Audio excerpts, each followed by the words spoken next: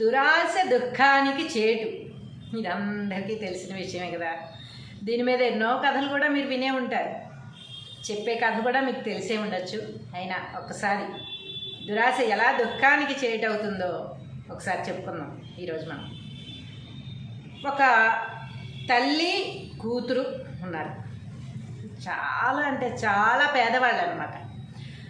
వాళ్ళు ఏం చేస్తూ ఉంటారు, వాళ్ళ అమ్మగారు పనికెళ్ళి కొన్ని నూకలు ఎక్కడో పనిచేస్తూ ఉంటారు, అంటే రైస్ షాప్లో అలా పనిచేస్తూ ఉంటారు అన్నమాట. కానీ వాళ్ళు రోజు బియ్యం అంటే ఇవ్వరు కదా, కాబట్టి అక్కడ పడేసే నూకలు పనికిరానివి, ఆ నూకలన్నీ తెచ్చుకుని ఇంటికి తెచ్చుకుని చక్కగా అవి పిండాడించుకుని దోశలు పోసుకోవడము, లేకపోతే ఆ నూకలు జావలాగా కాల్చుకోవడము అలా చేస్తూ ఉంటారు. కానీ ఈ తల్లికి కూతురికి కూడా చాలా దైవభక్తి ఎక్కువ. ఇంకా భగవంతుడి మీదే భారం, అంతేగాని మమ్మల్ని ఎందుకు పేదవాళ్ళుగా పుట్టించావు, మాకెందుకు తిండి లేకుండా చేశావు అని ఏ రోజు కూడా దేవుణ్ణి నిందించేవాళ్ళు కాదు. నూకలు దొరికితే అబ్బా భగవంతుడా ఈరోజు మాకు నూకలు దొరికేటట్టు చేశావు, నీకు కృతజ్ఞులు అని కృతజ్ఞత తెలుపుకునేవాళ్ళు వాళ్ళు. అంతేగాని ఈ నూకలేనా, ఈ బతుకంతా ఈ నూకలతోటే ఉండాలా అలా ఆలోచించేవాళ్ళు కాదనమాట. ఎప్పుడు భగవంతుడికి కృతజ్ఞత తెలుపుకుంటూ ఉన్నదాంతో చాలా తృప్తిగా ఉండేవాళ్ళు వాళ్ళిద్దరు కూడా. అయితే ఒకరోజు వాళ్ళ అమ్మగారు నూకలు తీసుకొచ్చి డాబా పైన చక్కగా కడిగి ఆరబోసారనమాట. మరి పిండి కొట్టాలంటే కడిగి ఆరబోసుకుని పిండి కొడితే చాలా మెత్తగా వస్తుంది, తెలుసు కదా మనకి. పైగా రాళ్ళు రప్పలు ఏమన్నా ఉన్నా కూడా ఆ కడిగినప్పుడు పోతాయి. అలా చక్కగా కడిగేసి పైన ఆరబోసారు. ఆరబోసి కూతురికి చెప్పారు ఏమని, ఈ నూకలు జాగ్రత్తగా చూస్తూ ఉండు, ఒకవేళ వర్షమో ఏదన్నా వచ్చినా తీసి లోపల పెట్టు, జాగ్రత్తగా చూడాలి, ఈ నూకలే మనకి దిక్కు. ఈ నూకలు కానీ పోయాయో ఇంకా బడితి పూజ అనమాట. తెలిసిందే కదా పేదవాళ్ళు ఏం చేస్తారు, మిడిల్ క్లాస్ ఫ్యామిలీస్ అంటే ఇంకా చిన్నదానికే కోపం వచ్చేస్తుంది, ఏదైనా తప్పు చేస్తే కొట్టుడు ఉంటుంది కదా. కాబట్టి అలా వాళ్ళ అమ్మగారు చెప్పి మళ్ళీ పనికి వెళ్ళారు. సరే ఈ అమ్మాయి పాపం చూస్తూనే ఉంది, చూస్తూ ఏదో ఒక పని ఉంటుంది కదా పక్కకి వెళ్ళడానికి పాపకి. ఈ పక్కకి వెళ్ళొచ్చేలోపు ఏమైంది, పెద్ద గాలి వచ్చేసింది. గాలిని ఎవరు ఆపగలం, ఏ పక్షులో ఏవో వస్తుంటే తినకుండా అమ్మాయి చూసుకోగలదు, కొన్ని వర్షం వస్తే గబగబా తీసుకెళ్ళి కింద పెట్టగలదు. ఈ అమ్మాయి అటు వెళ్ళి ఇటు వచ్చేలోపు పెద్ద గాలి వచ్చేసింది. గాలి వచ్చేసి నూకలన్నీ ఎగిరిపోయాయి, అటు ఇటు ఎగిరిపోయి ఆ ఉన్న కాసిన వాటిల్లో కూడా మట్టి పడిపోయి నానా ఘోరంగా అయిపోయిందనమాట. ఇంకా అమ్మాయికి భయం వచ్చేసింది, ఏం చేయాలి అసలు నేను, మా అమ్మ వస్తే చంపేస్తుంది. సరే చంపడం మాత్రం అటు ఉంచు, మరి తినడానికి ఊరికే చంపదు కదా, తినడానికి లేదు. సాయంత్రం వచ్చాక వాటితోటి ఏ జావో కాస్తుంది అనుకుంటే అది లేదు. ఇప్పుడు ఆ నూకలు ఎలాగా అని ఆ అమ్మాయికి చాలా భయం వచ్చేసి ఎవరిని అడిగిందో తెలుసా, ఎవరైతే ఈ నూకలన్నింటినీ చెడగొట్టేశారో వారిని బతిమాలుకుంది. ఎవరు చెడగొట్టింది, గాలి. అంటే నమ్మకం ఎంత బలంగా ఉంటే ఎంత రిజల్ట్ ఉంటుందో చూడండి. గాలితో మాట్లాడతాం మనం, కానీ ఆ అమ్మాయి గాలితోనే మాట్లాడింది. ఏం చేస్తుంది మరి, గాలిదేవుడా వాయుదేవుడా మాకు తినడానికే లేదు, ఏదో మా అమ్మ దొరికినప్పుడు అన్ని నూకలు తెస్తుంటే వాటిని జావగాల్చుకోవడమో ఏదో దోశలు వేసుకోవడమో వాటితో ఆ పిండితో ఏదో మా తిప్పలు మేము పడుతున్నాం కదా. ఇప్పుడు మా అమ్మగారేమో వీటిని చూడమన్నారు, నా పొరపాటు వల్ల పక్కకి వెళ్ళానో లేదో నువ్వు వచ్చేసి మొత్తం చెడగొట్టేశావు, ఈ నూకలన్నీ ఎగిరిపోయాయి, మళ్ళీ ఉన్న కాసిన నూకల్లో మట్టి పడిపోయింది. ఇప్పుడు నేనేం చేయను, నా నూకలు నాకు తెచ్చివ్వు, నాకు తెలీదు, నువ్వు మా అమ్మ వచ్చేలోపు నా నూకలు నాకు తెచ్చివ్వాలి అంతే, నువ్వేం చేస్తావో నాకు తెలియదు అని కూర్చుంది.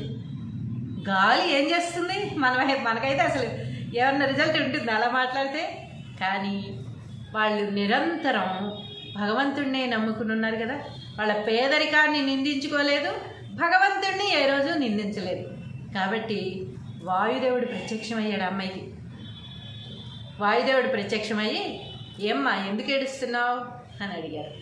అడిగితే ఎందుకు ఏడుస్తున్నావని నెమ్మదిగా అడుగుతావేమిటయ్యా బాబు, ఆ వాయుదేవుడు అంటే ఈయన వాయుదేవుడు అని తెలీదు, గాలి అంటే గాలి రూపంలో ఉంటుంది అంతే, మనిషి రూపంలో భగవంతుడి రూపంలో వస్తాడని పాప ఆ చిన్న పాపకి తెలియక, ఇదిగో గాలి వచ్చేసి నూకలన్నీ పోయాయి, ఇప్పుడు నేనేం చేయాలి? మాకు తినడానికి నూకలు లేవు, మా అమ్మగారు అప్పచెప్పిన పని నేను చెయ్యలేదని నాకు బడిత పూజ ఉంటుంది వచ్చాక. వీటి నుంచి నేను ఎలా తప్పించుకోవాలి? కాబట్టి నా నూకలు నాకు కావాల్సిందే. ఆమె 1,00,000 రూపాయలు బంగారం ఇస్తానన్నా తీసుకోవట్లా, కేవలం నా నూకలే నాకు కావాలంటుంది. కాబట్టి నేను కొనిస్తాలే, నీకు డబ్బులు ఇస్తాలే అంటే, ఆహా నాకు డబ్బులు వద్దు, నా నూకలే నాకు కావాలని కూర్చుంది. అవునా, సరే అయితే నాతో రా అని చెప్పి తీసుకెళ్తూ ఉన్నాడు. గాలి ముందు వెళ్తూ ఉంది, ఈ పాప వెనకాల వెళ్తూ ఉంది. ఎక్కడికి వెళ్తున్నారో తెలీదు, ఏమీ తెలియదు అసలు. వెళ్తూ ఉంటే ఒక చిన్న గుర్రం పిల్ల కనపడింది. అదేమైంది, ఎందులోనూ అటు ఇటు గెంతుతూ ఉంటాయి కదా గుర్రాలు. ఆ గెంతేటప్పుడు ఫెన్సింగ్ ఉంటుంది కదా, కొన్ని పొలాలకు ఫెన్సింగ్ ఇనప వాటితో ఇలా ముళ్ళు వేసేసి ఉంటారే, అందులో పాపం ఇరుక్కుపోయింది. దాని కాలు ఇరుక్కుపోయి మొత్తం ఆ ఇనపదంతా చుట్టుకుపోయింది. కాలు బయటికి రావట్లా, చాలా బాధపడుతోంది. ఈ వాయుదేవుడు మనిషి రూపంలోనో దేవుడి రూపంలోనో వెళ్ళట్లా. ఎప్పుడైతే నాతో రానగానే మళ్ళీ గాలిగానే మారిపోయాడు ఆయన. గాలి వెళ్తూ ఉంది వెనకాలే, ఈమెకు ఒక్కదానికి గాలి కనిపిస్తుంది అంతే, ఇంకెవరికి ఈ పాప ఎటు వెళ్తుందని తెలియదు. కాబట్టి ఆ గుర్రం పిల్ల ఏం చేసింది, పాప ఇట్రామ్మ ఒకసారి అని పిలిస్తే ఏంటి గుర్రం అంటే, కొంచెం కాలు అంతా అందులో ఇరుక్కుపోయింది, తీస్తావా అని అడిగితే, ముళ్ళు పాపం తను గుచ్చుకుంటున్నా కూడా చిన్ని చేతులతో మొత్తం విడదీసి ఆ గుర్రం కాలు బయటకు తీసింది. సరే బాగానే ఉంది, అయిపోయింది. ఒక హెల్ప్ చేసింది. ఆకలితో ఉంది, బాధతో ఉంది. ఇప్పుడు ఈయన ఎక్కడికో తీసుకెళ్తున్నాడు ఈ గాలిదేవుడు, కానీ ఆ నూకలు ఇస్తాడో లేదో అనే టెన్షన్ ఒక పక్క ఉంది. అన్నీ ఉన్నా సరే దానిపోని నా టెన్షన్లో నేనుంటే నీ గోలైందమ్మా తల్లి అనకుండా గుర్రానికి హెల్ప్ చేసింది. సరే మళ్ళీ వెళ్తూ ఉంది, చాలా దూరం తీసుకెళ్ళాడు ఈయన, సముద్రం దాకా తీసుకెళ్ళాడు. మళ్ళీ వెళ్తూ ఉంటే ఒక ఆవు బిడ్డని కనేసింది. బిడ్డని కానీ చాలా నొప్పులు పడుతూ ఉందన్నమాట, చాలా పెయిన్గా ఉంది. ఆ దూడ కొంచెం మాత్రమే బయటకు వచ్చింది, మిగిలింది రాల, కొంచెం ఇంకా కాళ్ళు లోపల ఉన్నాయి కొన్ని. అయితే అప్పుడే పాప ఆవుకి కనపడింది. ఆవు పాపను పిలిచింది, పాప ఇట్రామ్మ అంటే వచ్చింది. చిన్నపిల్ల, అసలు బిడ్డను బయటికి తీయాలంటే ఎంత ధైర్యం కావాలి. అయినా సరే ఆవు అంది, అమ్మ నేను బిడ్డను కన్నాను, అది పూర్తిగా బయటికి రాలేదు, అది ఇబ్బంది పడుతోంది, నేను ఇబ్బంది పడుతున్నాను, కొంచెం బయటికి లాగేయమ్మా దాన్ని అంది. మనమైతే భయపడిపోతాం కదా, కానీ ఆ పాప ఏమాత్రం భయపడలా, హెల్ప్ చేయడానికి ముందుండాలనుకుంది అంతే, అసలు ఇంకెలాంటి ఆలోచన లేదు తనకి. సరే అని ఆ ఆవు దూడని బయటికి లాగేసింది. లాగాక ఇద్దరు సేఫ్ అనమాట. ఇంకిద్దరు ఒకడొకరు తెలిసి ఆవు బాగా నాకేస్తుంది ప్రేమ వస్తే, అలా నాకేసి పాలిచ్చి చాలా సంతోషంగా ఉన్నాయి. ఆ సంతోషం ఈ పాపకి దీవెనే కదా, ప్రత్యేకించి దీవించక్కర్లేదుగా. మనుషులైతే చల్లగా ఉండమ్మా, నీకు మంచి రోజులు వస్తాయి, లేకపోతే మంచి మొగుడు వస్తాడు, ఇలా దీవిస్తారు. కానీ ఆవు ఏం దీవిస్తుంది, కృతజ్ఞతగా ఒక చూపు చూసింది అంతే. దానికి కూడా ఈ అమ్మాయి ఏం ఆశించలేదు, థ్యాంక్స్ చెప్పాలని ఆశ ఈమెకి లేదు. ఈమె చెప్తుంది అందరికీ, ఎవ్వరు నాకు థ్యాంక్స్ చెప్పాలని ఆమె అనుకోలేదు ఎప్పుడు కూడా. సరే అది అయిపోయింది కదా, ఇద్దరికి హెల్ప్ చేసిందా. ఇప్పుడు ఇంకా వెళ్తూ ఉంది. మళ్ళీ వెళ్తూ ఉంటే ఒక ముసలావిడ కనిపించింది. పేదరాశి పెద్దమ్మలని ఉండేవాళ్ళు అప్పట్లో, అలాంటి పేదరాశి పెద్దమ్మ ఒక ఆవిడ కనిపించి పాప ఎక్కడికి వెళ్తున్నావు అంది. అంటే దానికి మొత్తం స్టోరీ చెప్పింది. ఈ గుర్రానికి కూడా చెప్పింది, గుర్రానికి స్టోరీ చెప్పింది, ఆవుకి స్టోరీ చెప్పింది, మళ్ళీ ఈ పెద్ద ఆవిడకి కూడా స్టోరీ చెప్పింది. ఇలా వెళ్తున్నాను, నా నూకలన్నీ పోయాయి, అదిగో ఆ గాలి ఇస్తానంటే వెళ్తున్నానంటే, ఈ పేదరాశి పెద్దమ్మ కూడా ఇలా చూసింది. గాలి ఇస్తానందా నీకు, అదేంటి పిచ్చిదానా అంటే, ఏమో ఇస్తానంటేనే కదా మరి ఇంత దూరం వచ్చాను, ఇస్తుందిలే, నాకు నమ్మకం ఉంది, నేను అందుకే వెళ్తున్నాను, నీ పని ఏమిటో చెప్పు గారి. అయితే నేను రోజు ఆ చెరువు దగ్గరికి వెళ్ళి నీళ్లు తెచ్చుకునేదాన్ని, ఈరోజు కొంచెం కాలు బెణికింది, నీళ్లు తెచ్చే ఓపిక లేదు, మంచి నీళ్ళు కూడా లేవు ఇంట్లో, అన్నం వండుకుందామంటే నీళ్లు లేవు, కొంచెం ఒక కుండ తీసుకెళ్ళి నీళ్లు తెచ్చి పెడతావా అంది. అంటే మనమైతే ఏం చేస్తాం, నేను ఒక పక్క నేను నూకలు తెచ్చుకుంటే కానీ ఇంట్లో దిక్కులేదు, నీకు నీళ్ళు తెచ్చి పెట్టాలా అంటావా. కానీ ఆ పాప అలా అలా సరే తీసుకొస్తాను అంది. అంటే ఆ నూకలు ఇస్తానన్నాడు కదా, ఎప్పటికైనా ఇస్తాడులే, ఒకడిని ఎక్కడికి పోతాడు అనుకుందేమో. పాపం ఆ కుండ, పెద్ద కుండ తీసుకెళ్ళి చెరువుకి వెళ్ళి ఆ నీళ్లు తీసుకొచ్చి ఇచ్చింది. ఇచ్చి మరి వెళ్తున్నాను అని చెప్పి వెళ్ళింది. మళ్ళీ ఆకలితో కూడా ఉంది పాప, ఆకలితోనూ ఉంది, టెన్షన్తోనూ ఉంది, ఇంకా ఎన్నో ఉన్నాయి ఆమె మనసులో బాధలు. అయినా అవేవీ పట్టించుకోకుండా నీళ్ళు ఇచ్చేసి మళ్ళీ వెళ్తూ వెళ్తూ వెళ్తూ వెళ్తూ ఉంది. వెళ్ళగా వెళ్ళగా వెళ్ళగా ఒక సముద్రం వచ్చింది. అయితే ఆ గాలిదేవుడు అక్కడ ఆగి, ఇందులో 3 మునకలు మునుగు, నీకు అద్భుతమైన శక్తులు వస్తాయి అని చెప్పారు.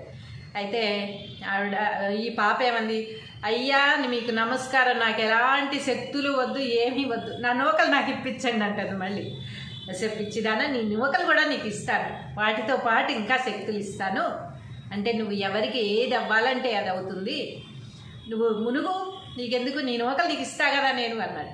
సరే అని 3 సార్లు మునిగి లేవగానే ఆ అమ్మాయి, అంటే ఒక్కొక్కళ్ళు ఏమీ లేకపోయినా కూడా ఎంత బాగుంటారు, కానీ వాళ్ళు పోషణ లేకపోవడం వల్ల అలా కనిపిస్తారు. అదే పోషణ ఉంటే వాళ్ళు ఎంతో చక్కగా ఉంటారు, మంచి మేకప్ వేసి వాళ్ళకి మంచి బట్టలు వేస్తే బాగా కనబడుతూ ఉంటారు. అలా ఈ అమ్మాయి అప్పటి వరకు నీరసించిపోయి తిండి లేక సరైన పోషణ లేక ఉన్న అమ్మాయి మంచి దృఢంగా అందమైన ఫేస్తో అద్భుతంగా కనపడింది. జుట్టు మంచి పెద్ద జుట్టు, అంత చక్కగా అయిపోయింది అమ్మాయి. కానీ ఆమెకు తెలియదు, ఇలా చూసుకుందే తప్ప అద్దంలో చూసుకోకుండా ఏం తెలుస్తుంది, ఏం జరిగిందో తెలీదు. మునగమన్నాడు, మునిగింది, లేచింది, బయటకు వచ్చింది. సరే ఇంకెళ్ళన్నాడు గాలిదేవుడు. అదేంటి నా ఇంత ఇచ్చింది పోయింది, మంచి పట్టుబట్టలు అన్నీ వేసుకుని ఉంది, కానీ ఇవన్నీ కాదు, మరి నా నూకలు ఇవ్వలేదు, నువ్వు నూకలు ఇస్తానని కదా ఇంత దూరం తీసుకొచ్చావు అని అడిగింది. ఓహో, నీ నూకలు ఇవ్వాలి కదా అని చెప్పి, ఇంక సరే ఈ అమ్మాయి ఏది ఇచ్చినా తీసుకునేటట్టు లేదు, నూకలు మాత్రమే కావాలనుకుంటా అని ఇంత పెద్ద మూట నూకలు ఆవిడ చేతిలో పెట్టారు, పాప చేతిలో. సరే అని చెప్పి, నీకు కృతజ్ఞతలు అని చెప్పి అమ్మాయి థ్యాంక్స్ చెప్పేసి వెనక్కి వస్తూ ఉంది. మళ్ళీ వస్తూ ఉంటే ఎవరికి లాస్ట్లో సాయం చేసింది, పెద్ద ఆవిడికి సాయం చేసింది కదా, ఆవిడ కనిపించింది. ఓ పిల్ల ఇట్రావే అన్నది. చక్కగా వచ్చింది. వెళ్ళేటప్పుడు అలా ఉన్నావు, ఇప్పుడు ఇంత మంచిగా తయారైపోయావే అని అడిగితే ఏమో ఆ గాలి, చెప్పాను కదా గాలిదేవుడు, వాయుదేవుడు వచ్చాడు నా దగ్గరికి, నూకలు ఇస్తాన్నాడని. ఆ నూకలు ఇచ్చాడులే, నేను తీసుకుని వెళ్తున్నాను, మునగమన్నాడు, 3 సార్లు మునిగాను, మరి ఇలా అయ్యాను నేను, నాకు తెలీదు, చూసుకోవాలి ఇంటికి వెళ్ళి అంటుంది. అంటే అంత అద్భుతంగా ఉన్నావే పిల్ల, లక్ష్మీదేవిలా ఉన్నావు. సరే రా, ఏం తినలేదేమో పొద్దున్నుంచి, అన్నం తినలేదు కానీ అని అంటే, వద్దు మా అమ్మ తినకుండా నేను తినను, నాకు వద్దు అంది. సరే మీ అమ్మకు కూడా ఇస్తానులే కానీ రా అని చెప్పి ఆ పిల్లకి చక్కగా అన్నం కూర పెట్టి భోజనం పెట్టి ఒక చిన్న కుండ, చిన్న ముంత లాంటిది అనమాట, ఆ ముంత ఆమె చేతిలో పెట్టింది. ఎందుకు ఈ ముంత నాకు వద్దు అని, వాళ్ళ అమ్మకి అన్నం కూర పెట్టించింది, ఈ ముంత కూడా ఇచ్చింది, నూకలే ఉన్నాయి. అయితే నాకొద్దు, నాకెందుకు ఈ ముంత, లేదులే తీసుకెళ్ళి, నువ్వు నాకు నీళ్లు తెచ్చి ఇచ్చావు కదా అందుకు నీకు ఇస్తున్నానులే, ఊరికే ఏమి ఇవ్వట్లేదులే, ఏదో మొహమాట నువ్వును అని చెప్పి ఆ చిన్న ముంత ఇచ్చింది. ఆ చిన్న ముంత తీసుకుని వెనక్కి వస్తూ ఉంటే ఇంకెవరికి హెల్ప్ చేసింది, ఆవుకి. మరి దూడ పాపం ఇరుక్కుపోయి ఉంటే, తను గర్భిణీగా ఉన్నప్పుడు దూడ బయటికి రాలేదంటే ఎంత కష్టం. ఆ ఓనర్ అయితే వెళ్ళాడు, ఈలోపు డెలివరీ అయిపోయింది. సో అంత కష్టం నుంచి బయటపడేసింది కదా. అయితే ఆవు చెప్పింది, ఓ పిల్ల ఇట్రావే అని పిలిచింది. చెప్పు ఆవు, హ్యాపీనా, నువ్వు ఇప్పుడు బాగానే ఉన్నావా అని అడిగింది. నేను చాలా బాగున్నాను, కానీ ఆ చెంబు తెచ్చుకో, దాని నిండా పాలు ఇస్తాను అని. వద్దులే, నాకెందుకు పాలు, నేను వెళ్తున్నాను. లేదు, బియ్యం ఎలాగో నూకలు వచ్చాయి కదా, చక్కగా పాయసం వండుకుందరు, కానీ పైగా పాలతో ఎన్నో స్వీట్స్ చేసుకోవచ్చు, రా నువ్వు అని. సరే అని, పైగా నేనేం ఊరికే ఇవ్వడం లేదులే నీకు, నువ్వు వెళ్ళేటప్పుడు నాకు హెల్ప్ చేసావుగా, అందుకే ఇస్తున్నాను, చెంబుడి పాలకి ఏమవుతుంది అని ఆవు కూడా చక్కగా ఇంత పెద్ద చెంబు నిండా పాలిచ్చి ఏం చెప్పింది అనుకున్నారు, మళ్ళీ రోజు వచ్చి నా పాలు పట్టుకెళ్ళు, నేను నా ఓనర్కి చెప్తానులే అని చెప్పింది. ప్రతిరోజు పాలకి లోట్లేదు, ఇంకా చక్కగా పాలు తీసుకుని వెళ్తూ గుర్రంకి హెల్ప్ చేసిందిగా, మరి గుర్రం కూడా రుణం తీర్చుకోవాలి కదా. గుర్రం ఇట్రావే పిల్ల అనిపించింది. చెప్పు, ఏమిటి నీ బాధ ఏమిటి, ఇప్పుడు వాళ్ళిద్దరూ ఏవో ఇచ్చారు, నువ్వేమిస్తావు అని అంటే, లేదు నేను నీకు సహాయం చేస్తాను, ఎప్పుడు ఏ అవసరం ఉన్నా, నువ్వెక్కడికి వెళ్ళాలన్నా, దూర ప్రాంతాలకు వెళ్ళాలన్నా నీకు నన్ను తలుచుకో, నేను వస్తాను, నేను ఎక్కడికి కావాలంటే ఎక్కడికి తీసుకెళ్తాను, నీకేం బస్ ఛార్జీలు కానీ ఆటో ఛార్జీలు కానీ ఏమీ అవ్వవు, చక్కగా నిన్ను ఎక్కించి తీసుకెళ్ళి నీ పనులన్నీ నేను చేసి పెడతానని చెప్పింది.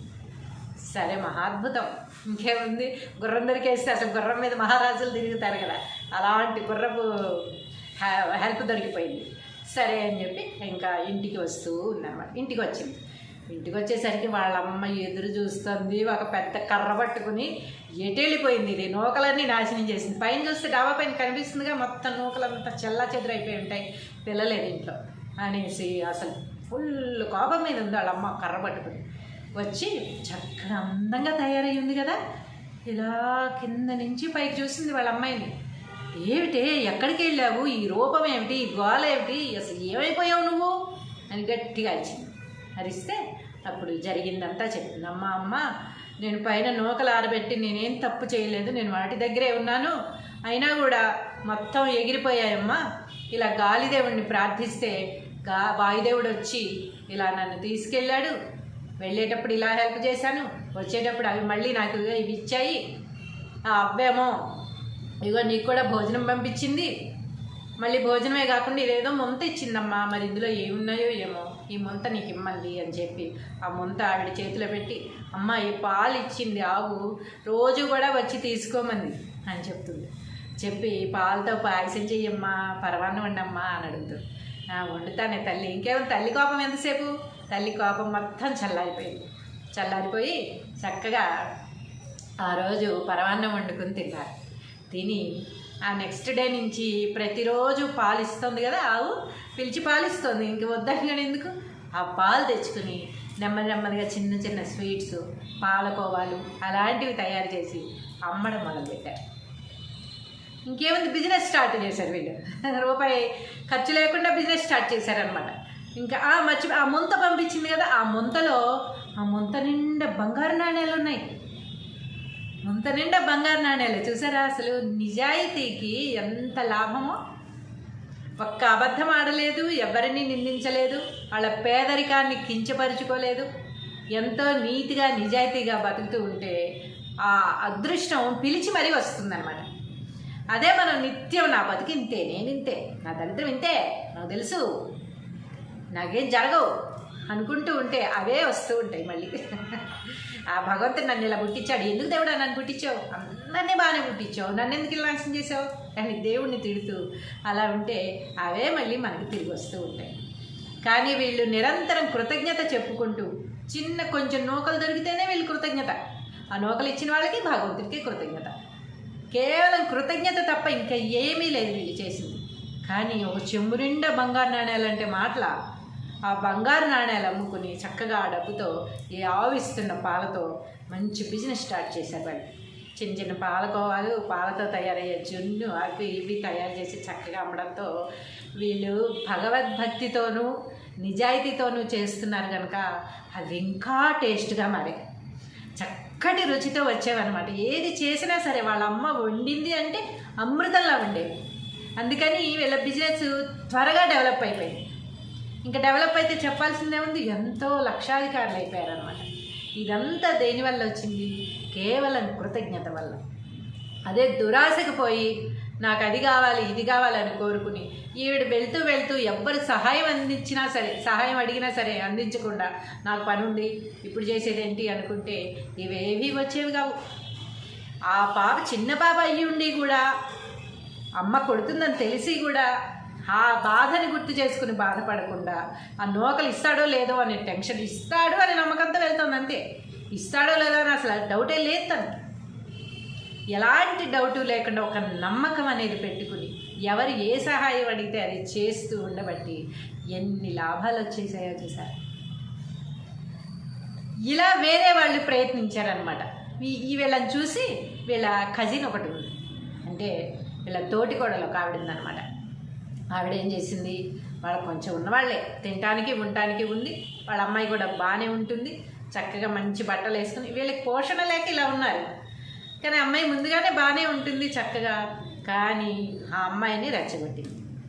వాళ్ళతోటి కూడా వెళ్ళు, దాంతో స్నేహం చెయ్యి, అది చూడు ఎలా డెవలప్ అయిపోతుందో చూడు, ఎంత అందంగా తయారైపోతుందో చూడు, ఎన్ని నగలు వేసుకుంటుందో చూడు, ఆ బిజినెస్ పెట్టేశారు అది డెవలప్ అయిపోతుంది, మనం ఎక్కడేసిన గొంగడి అన్నట్టు అక్కడే అన్నట్టుగా ఇలాగే తగలడుతున్నాం, వెళ్ళి దాంతో స్నేహం చెయ్యి, దాన్ని అడుగు అసలు ఏం చేసిందో అది చెప్తుంది అని.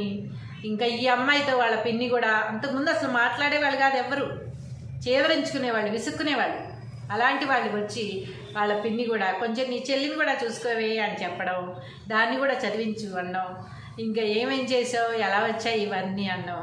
అలా అలా నెమ్మది నెమ్మదిగా కూపిలు లాగుతూ ఉంటే ఆ పాపకేం తెలుసు, ఉన్నదంతా నిజం చెప్పేసింది. ఇలా జరిగింది అని చెప్తే సరే అని నెక్స్ట్ డే ఏం చేసింది, కొన్ని నూకలు కొనుక్కొచ్చి ఆవిడ కూడా పైన ఆరబెట్టింది.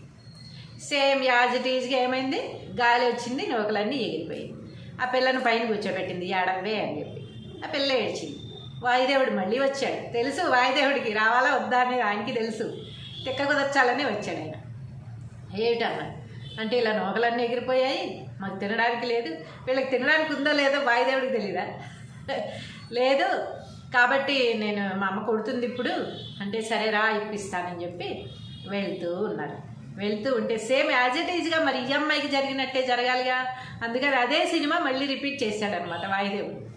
సేమ్ వెళ్ళేటప్పుడు ఆ గుర్రం కనపడింది, గుర్రం కాలంతా అందులో చిక్కుకుపోయింది.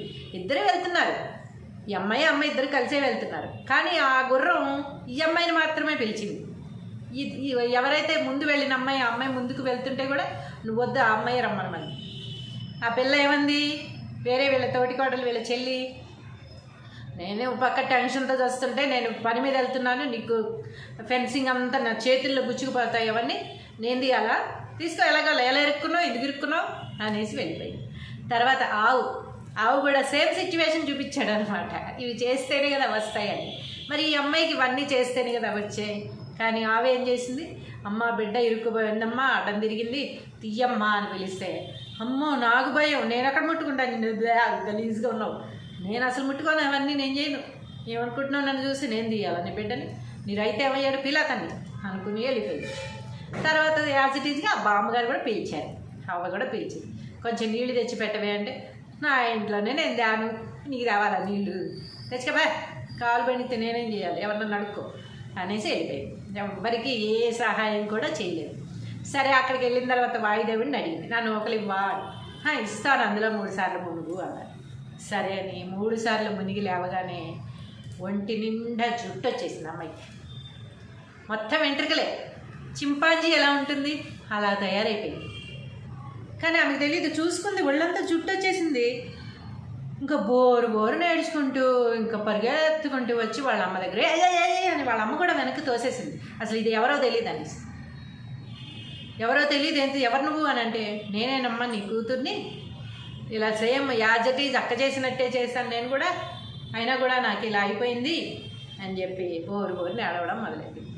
వాళ్ళ అమ్మకి సినిమా అర్థమైపోయింది, ఓహో వాళ్ళు లేక చేశారు కనుక వాళ్ళకి సహాయం అందింది, మనం ఉండి కూడా నాటకం ఆడాం కనుక ఇది జరగలేదు అని వాళ్ళ అమ్మకి అర్థమైపోయి ఇంకా ఈ పిల్లని పట్టుకుందనమాట. అమ్మా అనవసరంగా తప్పు జరిగిపోయింది, నీతో పాటు పంపించాను కానీ నేను చేయాల్సిన పని కాదది, మాకు తినడానికి ఉండడానికి ఉంది, అయినా కూడా ఇలా జరగబట్టే మాకు ఇలా జరిగింది, నువ్వు ఏమీ వద్దు కానీ నా పిల్లని మామూలు స్థితికి తీసుకురా చాలు అని చెప్పి వేడుకుంది. ఆ పిల్లని వేడుకుందనమాట.